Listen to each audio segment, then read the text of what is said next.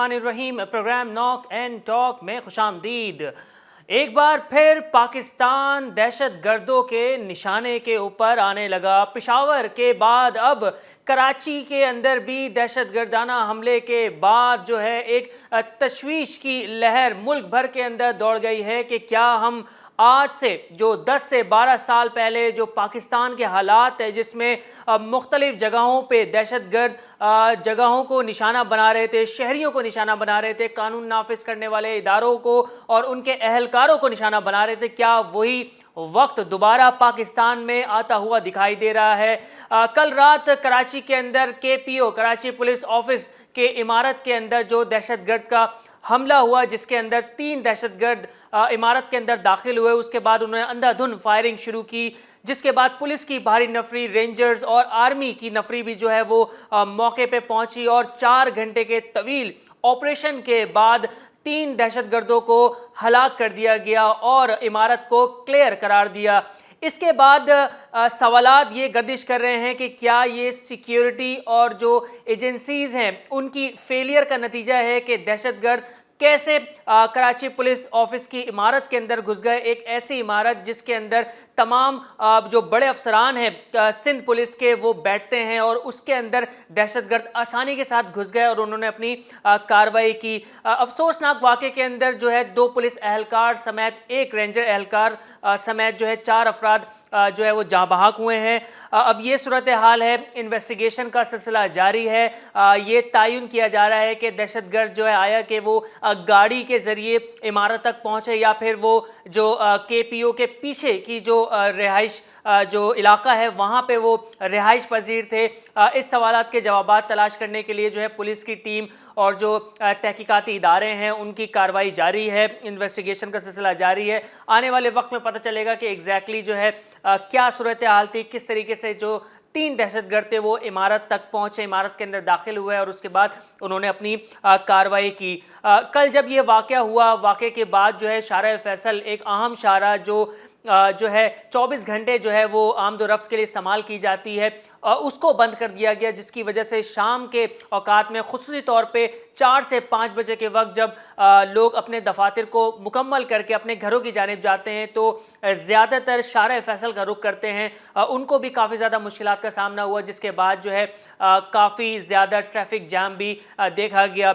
जब ये हमला हुआ उसके बाद ये कयास आराइयाँ सामने आ रही थी कि क्या PSL का मैच जो कराची नेशनल स्टेडियम में आज होने जा रहा है, क्या वो मुलतवी कर दिया जाएगा या फिर उसकी जो डेस्टिनेशन है उसको जो है तब्दील कर दिया जाएगा। लेकिन अब तक कोई ऐसा हतमी फैसला PCB की जानिब से, PSL की कमेटी की जानिब से या फिर सिंध हुकूमत की जानिब से कोई भी ऐसा फैसला सामने नहीं आया है जिसके बाद हम कह सकें कि PSL का आज होने वाला मैच जो है वो लाहौर या फिर जो है पाकिस्तान के दूसरे शहरों में होने जा रहा है। अब इस वक्त ये सूरत हाल है। चीफ मिनिस्टर सिंध मुराद अली शाह साहब, गवर्नर सिंध कामरान टिसूरी, साथ ही जो है president of Pakistan doctor Arif Alvi ने भी जिना अस्पताल का रुख किया, जहाँ पे जो ज़ख्मी हुए कल रात के वाक़े के उनकी जाके अयादत की, उनको जो है सराहा और उनको ये भी कहना था कि आप हमारे जो है हीरोज़ हैं, क्योंकि आपने जो है अपनी जानों को हथेली पे रख के जो है दहशतगर्दों का मुकाबला किया और उनको जो है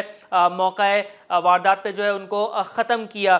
अब इसके बाद जो है वज़ीर दिफ़ा ख्वाजा आसिफ, वज़ीर कानून राना सनाउल्लाह और दीगर जितने भी इस वक्त वफाक के नुमाइंदगान हैं उनकी जानिब से ये तशवीश का इजहार किया जा रहा है कि पाकिस्तान के अंदर दहशतगर्दी जो लहर एक बार फिर जो है वो उसका आगाज़ हो गया है, उसको किस तरीके से रोका जाए, किस तरीके से उसका ख़ात्मा किया जाए, अब ये बहुत बड़ा सवाल है। क्योंकि कल जो वाक़या हुआ, अगर इस वाक़े को हम आज से 12 से 15 साल पहले के वाक़यात को देखें तो उस वक्त भी दहशतगर्दी की जो लहर शुरू हुई थी, सबसे पहले सिक्योरिटी नाफिज करने वाले जो एहलकार थे, जो इदारे थे, उनके खिलाफ कार्रवाइयाँ हुई। फिर उसके बाद शहरियों को निशाना बनाया गया, आम शहरियों को, मसाजिद को, जो दर्सगाहें हैं, स्कूल्स हैं, उनको निशाना बनाया गया। अब क्या वाकई वही जो लहर है, वही वक्त है, क्या वो दोबारा पाकिस्तान के अंदर वापस आता जा रहा है? एक सवाल ये निशान है। اب تحقیقات جاری ہیں. اب دیکھتے ہیں کہ ہمارے سیکیورٹی ادارے, ہمارے قانون نافذ کرنے والے ادارے جو ہیں کیا کارروائی کرتے ہیں. کیا کوئی آپریشن شروع ہونے جا رہا ہے, یا پھر جو سیکیورٹی بریچ نظر آ رہا ہے, جو شگاف نظر آ رہی ہے, کیا اس شگاف کو پر کرنے کے لیے کوئی اہم فیصلے سامنے آئیں گے. یہ آنے والے وقت کے اوپر ہم اس کے اوپر گفتگو کرتے رہیں گے. اب ہم رخ کرتے ہیں 22 فروری کا. جی ہاں بالکل, 22 فروری کو پاکستان تحریک انصاف کے چیئرمین عمران خان کی جانب سے جیل بھرو تحریک کا اعلان کر دیا گیا ہے. کیونکہ عمران خان کی جانب سے جب سے اسمبلیاں تحلیل ہوئی ہیں اس کے بعد نگراں سیٹ اپ آیا ہے. نگراں سیٹ اپ آنے کے بعد نئے الیکشن آئین کے مطابق 90 دن میں ہونے چاہیے, لیکن اس کی تاریخ جو ہے پنجاب کے اندر گورنر کی جانب سے اور الیکشن کمیشن آف پاکستان کی جانب سے طے نہیں کی گئی, جس کے بعد یہ معاملہ کورٹ کے اندر گیا اور کورٹ نے فیصلہ دیا کہ 90 روز میں الیکشن کمیشن کی ذمہ داری ہے کہ وہ صوبے کے اندر الیکشن کروائے. لیکن جب الیکشن کمشنر کو طلب کیا گیا عدالت کے اندر تو ان کا یہی کہنا تھا کہ حکومت نے پیسہ دینے سے انکار کر دیا ہے, سیکیورٹی ادارے جو ہیں وہ ہمیں پرووائڈ نہیں کر رہے سیکیورٹی اہلکار تاکہ ہم الیکشن کروا سکیں امن و امان کے ساتھ. تو کس طریقے سے الیکشن کروائے جائیں, اس وقت الیکشن کروانا ناممکن ہے, جس کے بعد یہ کیس ابھی بھی جو ہے عدالت کے اندر ہے. اس کے بعد پاکستان تحریک انصاف کا وہ پلان کہ ہم اسمبلیاں تحلیل کرنے کے بعد 90 روز کے اندر جو نگراں سیٹ اپ ہے وہ مجبور ہو جائے گا کہ وہ صوبے کے اندر الیکشن کروائے. اب وہی جو ہے سیٹ اپ وہ اب الیکشن نہیں کروا پا رہا ہے, جس کے بعد تحریک انصاف نے ایک اور سیاسی جو ہے کارڈ کھیلتے ہوئے جیل برو تحریک کا اعلان کیا. شروع میں عمران خان نے جیل برو تحریک کا آغاز کا اعلان کیا تھا لیکن تاریخ نہیں دی تھی, جس کے بعد جو کارکنان ہیں ان کی جانب سے انتظار کیا جا رہا تھا کہ کب تحریک انصاف کے چیئرمین کی جانب سے اعلان کیا جائے گا. لیکن آخرکار خبروں کے مطابق 22 فروری کو بتایا گیا ہے کہ تحریک انصاف کے چیئرمین عمران خان کی جانب سے جیل برو تحریک کا اعلان کر دیا گیا ہے.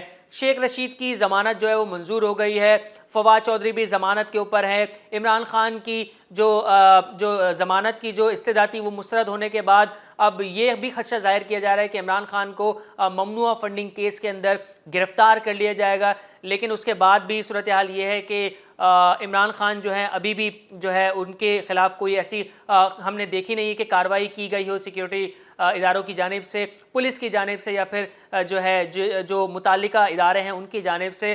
اب دیکھنا یہ ہوگا کہ جیل برو تحریک کا آغاز تو ہونے جا رہا ہے, کیا اس کا آغاز چیئرمین پاکستان عمران خان کی طرف سے ہی ہوگا یا پھر سب سے پہلے کارکنان کو آگے کیا جائے گا یا اس کے بعد پھر لیڈران کی باری آئے گی.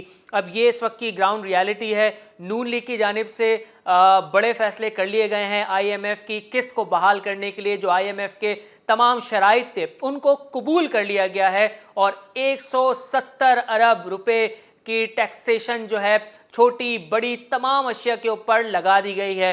170 ارب روپے کا مطلب یہ ہے کہ جو پہلے اشیاء کے اوپر جو بنیادی اشیاء ہے وہ اس کے اوپر 17% ٹیکس تھا, اب اس کو بڑھا کے 1% اور یعنی کہ اب 18% کر دیا ہے, جس میں چھوٹی چاکلیٹ سے لے کے جو ہے گاڑیوں تک, سگریٹ سے لے کے جو ہے تمام جو اشیاء ہیں جس میں موبائل فونز ہیں, ٹیبلیٹس ہیں, کمپیوٹر ہیں, ٹیکنالوجی ہے, الیکٹرانک مشینز ہیں, سب کے اوپر جو ہے وہ ٹیکس لگا دیا گیا ہے. ساتھ ساتھ جو ہے پیٹرول کی قیمتوں میں بھی 22 روپے اضافہ کر دیا گیا ہے.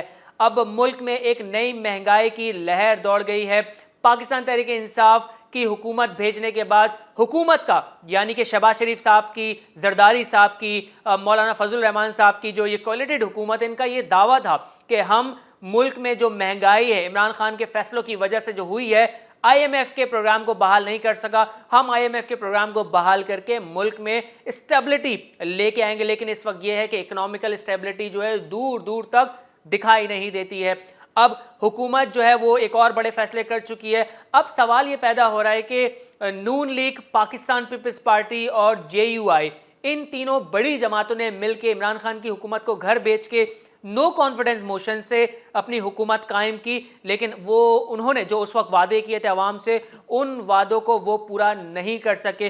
2 بار وزیر خزانہ بدل چکے ہیں, مفتاح اسماعیل تھے, اب اسحاق ڈار کو خصوصی طور پہ لایا گیا یہ مد نظر رکھتے ہوئے کہ یہ ملک کی معیشت کو سنبھالیں گے, لیکن انہوں نے سنبھالنے کی بجائے معیشت اور ڈبا دی. اب اس وقت صورتحال یہ ہے کہ کیا نون لیگ یہ جو بڑے اہم اور बड़े सख्त फैसले करने पे मजबूर हुई है। क्या आने वाले वक्त में यानी कि 2023 में अगस्त में जो आम इंतखाबात होने जा रहे हैं या फिर 2024 में इंतखाबात होंगे, क्या नून लीग उसके अंदर अपना वजीर आज़म पाकिस्तान के अंदर, वफाक के अंदर, पंजाब के अंदर, बलूचिस्तान के अंदर, KPK के अंदर क्या अपनी हुकूमत बना पाएगी, या फिर पाकिस्तान पीपल्स पार्टी की जानिब से नो कॉन्फिडेंस मोशन के बाद अपना वजीर आज़म ना लाना, शहबाज शरीफ साहब का नाम प्रपोज करना, क्या ये भी एक सियासी टैक्टिक थी? यानी कि अगर हम इस पूरी सूरत हाल को आम अल्फाज में समझें तो क्या ये पाकिस्तान पीपल्स पार्टी की स्ट्रेटजी थी कि मुश्किल फैसलों के लिए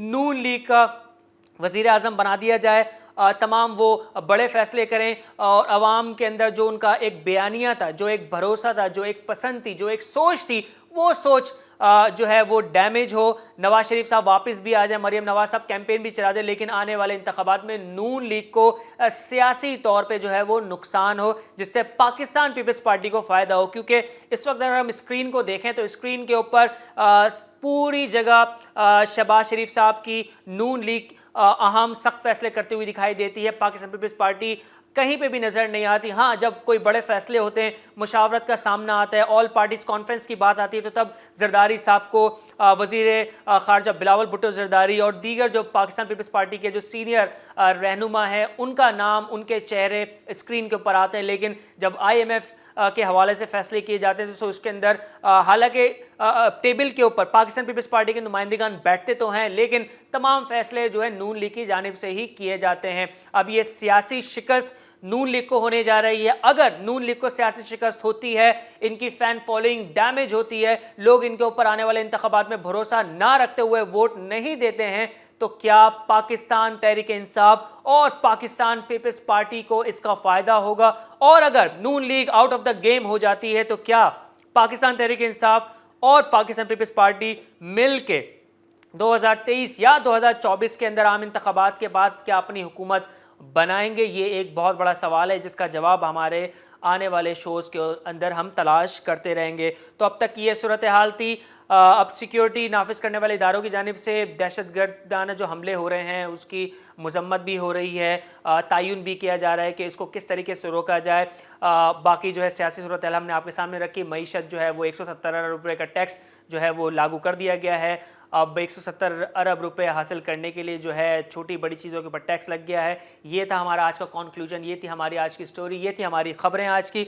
आप सबके सामने मैं ये सवाल रखता चल रहा हूँ कि क्या नून लीग के ये जो अहम बड़े फैसले हैं IMF के शराइत को मंजूर करते हुए, क्या ये पाकिस्तान के शहरियों के लिए, पाकिस्तान की मौजूदा सूरत हाल के लिए और पाकिस्तान के बेहतर मुस्तकबिल के लिए अहम फैसले हैं, या फिर इन फैसलों की वजह से पाकिस्तान जो है और महंगाई की दलदल में जाता हुआ दिखाई देगा? इसका जवाब हमें ज़रूर दीजिएगा। मुझे इजाज़त दीजिए, मैं आपका मेज़बान साद हुसैन साफ़ी। अल्लाह।